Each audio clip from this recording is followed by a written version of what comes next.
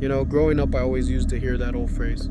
When you point a finger at someone, you better be sure because you are going to have three fingers pointing right back at you. Pointing a finger is easy. Accountability, however, is a different story. Institutions, governments, and society are meant to be fair. At least that's the promise in the Western world. But what happens when that structure is compromised and the people who are meant to protect you, your parents, your community, the police, are the ones you must fear the most? Released in August of 2025, Zach Cregger's Weapons is quickly becoming a modern-day classic in the horror genre. Taking a break from the gratuitous slasher or haunted house trope, Weapons delivers a psychological horror thriller that may leave you with more questions than answers. So today, let's take a deep dive into the world of Weapons. Let's start with the name of the movie. When you hear weapons, you think of, well, guns. But what if the movie is about something else entirely? What if the real weapons aren't things you hold in your hands, but things you hold in your heart? Things like grief, apathy, and a whole lot of small-town drama.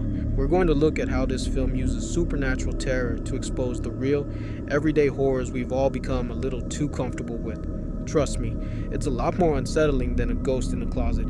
First up, let's talk about the setting. The fictional town of Maybrook, Illinois isn't just a backdrop, it's a character in its own right. Zach Cregger wanted to create this hyper-realistic world where the horrific and the absurd could just happen, which is kind of what modern life feels like, right? But Maybrook isn't just a quiet town, it's a suburban crucible, and Cregger subtly mocks that suburban life, where horrific things unfold right under the noses of people too busy being nosy or dealing with their own drama. The film starts with a massive tragedy. Kids go missing, but the town's reaction is weirdly toxic. Instead of looking for solutions, they get caught up in this destructive sensationalism. They need a motive, a simple explanation, and who better to blame than Justin Gandy, the school teacher with a messy past.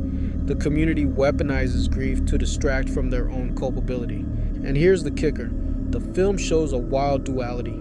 On one hand, you have parents demanding answers, and on the other, you have bystanders who hardly bat an eye when Justine is physically attacked in broad daylight. Cregger says this is a realistic reflection of how we've all become so desensitized by chaos on TV that we can tune it out when it's happening right in front of us. That selective empathy is a silent, corrosive form of societal weaponization.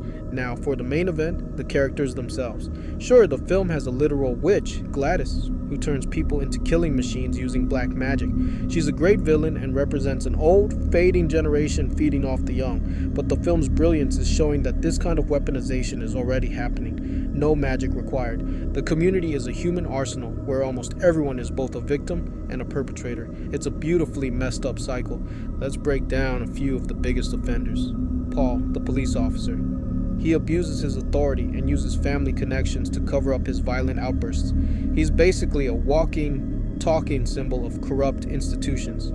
Justine, the school teacher. She uses emotional manipulation, preying on Paul's insecurity to make him relapse and cheat on his wife. Her actions highlight the dark side of interpersonal relationships. Archer, the grieving father. He weaponizes his rage and personal loss, creating a scapegoat to channel his anger and avoid the painful reality of the unknown. The parents are complicit too. Their willful ignorance of their kids' troubled home lives creates a toxic environment where the horrors can fester. The film argues that in the face of tragedy, people turn defensive and weaponize everything as a form of self-preservation. The supernatural plot twist with Gladys doesn't introduce a new idea. It just visualizes the corrosive behaviors that were already there. Now, for the fun part, decoding the film's symbols. Zach Cregger, a big fan of David Lynch, loves his ambiguity. These symbols aren't meant to have one correct meaning. They're there to make you think. It's like a riddle you can never fully solve, and that's the point. The film is critiquing a society that demands simple answers to complex, senseless situations. Let's start with the one that's got everyone talking. The floating rifle in Archer's dream. The gun. On its surface, it's a clear reference to school violence. The number 217 is the time the kids left their homes and the number of victims, 17. But the number also has a political interpretation, linked to the 217 votes that passed a failed assault weapons ban in the U.S. House of Representatives. This suggests that the film is also about a collective societal culpability, the idea that a lack of action makes everyone complicit in tragedy. Next up, Gladys's bell, which has a triangle and the number 6 engraved on it. The bell. It's a symbol of control and change. One theory links it to Da Vinci's Vitruvian Man, which has 6 hidden triangles. By ringing the bell, Gladys literally takes control of the body, twisting the idealized human form into a murderous weapon. And finally, the suburban basement. In American suburbia, it's an ideal place to hide things out of sight. The film argues that this is the perfect metaphor for a society that hides its deep-seated problems. So, with all this madness, how does the film end? Spoiler alert, it doesn't give us a neat little bow. The ending is bleak and haunting, offering no magical cure for the mind control.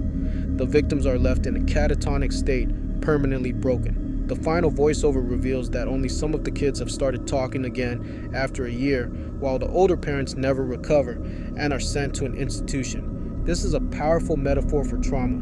The older, failed generation is permanently damaged, while the younger kids with more life to live have a fragile possibility of recovery. The film highlights the brutal reality that some traumas, whether supernatural or psychological, inflict irreparable, long-lasting damage, and it echoes real-world tragedies like school shootings where victims may never fully recover. The final moments of the film are a damning statement on the price of societal neglect and the enduring scars of collective trauma. Ultimately, Weapons isn't a story about a witch or a gun. It's a brutal, honest mirror held up to contemporary society. The true weapon are not the ones we fear in the dark, but the ones we carry within ourselves: grief, apathy, and a fundamental unwillingness to look inward. By using genre-bending horror and supernatural elements, Zach Cregger forces us to confront the uncomfortable truth that the most dangerous things in the world are the ones we create ourselves. It's a film that asks us to look at our own community, our own homes, and our own relationships and ask, what are we hiding in our own basements? If you've made it this far, thanks for watching. Let me know in the comments what you thought of the film and which scene you think is the most terrifying. Don't forget to like this video and subscribe for more deep dives into your favorite films. See you in the next one.